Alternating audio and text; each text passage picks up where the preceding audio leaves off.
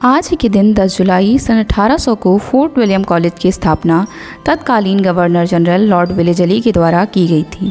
इसकी स्थापना का मुख्य उद्देश्य था भारत में आने वाले नए ब्रिटिश व्यापारियों, शासकों और कर्मचारियों को भारतीय रहन सहन, संस्कृति, भाषा एवं प्रशासनिक ज्ञान से परिचित करवाना तथा सिविल अधिकारियों को भारतीय भाषा, राजनीति आदि का ज्ञान तथा भाषिक आदान प्रदान करना था। लेकिन ईस्ट इंडिया कंपनी के तत्कालीन गवर्नर जनरल लॉर्ड वेलेजली ने इंग्लैंड में निदेशक मंडल को पत्र लिखा और जोर देकर कहा था कि इसकी स्थापना 4 मई 1800 मानी जाए। वो इस कॉलेज की स्थापना को अंग्रेज़ों के हाथों मैसूर के शेर कहे जाने वाले टीपू सुल्तान की पराजय और मृत्यु की पहली वर्षगांठ के रूप में मनाना चाहते थे। लॉर्ड वेलेजली इसे ऑक्सफोर्ड ऑफ द ईस्ट यानी पूर्व के ऑक्सफोर्ड विश्वविद्यालय के रूप में विकसित करना चाहते थे। लेकिन ये कॉलेज, जिसके बारे में कहा जाता है कि उसने उपमहाद्वीप के भाग्य को दिशा देने में महत्वपूर्ण भूमिका निभाई, कुछ ही वर्षों तक चला। हालांकि इसका प्रभाव 2 शताब्दियों बाद भी महसूस किया जाता है।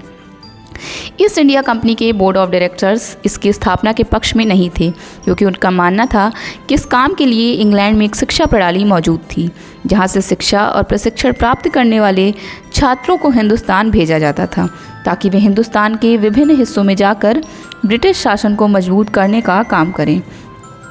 फोर्ट विलियम कॉलेज अपनी स्थापना से ही अंग्रेज़ों के बीच विवाद का एक कारण था और बाद में भारतीयों के बीच भी बड़े विवाद की वजह बन गया।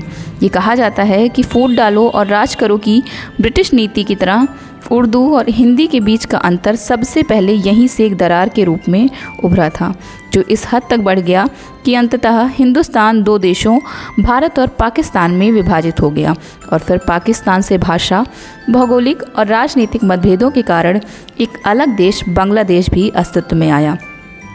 आमतौर पर यह माना जाता है कि फोर्ट विलियम कॉलेज की स्थापना इंग्लैंड से आने वाले लोक सेवकों को भारतीय भाषा, संस्कृति और न्याय प्रणाली से परिचित कराने के लिए की गई थी।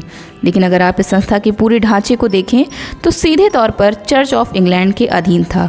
इसका एक मुख्य उद्देश्य ईसाई मिशनरी कार्य करना था।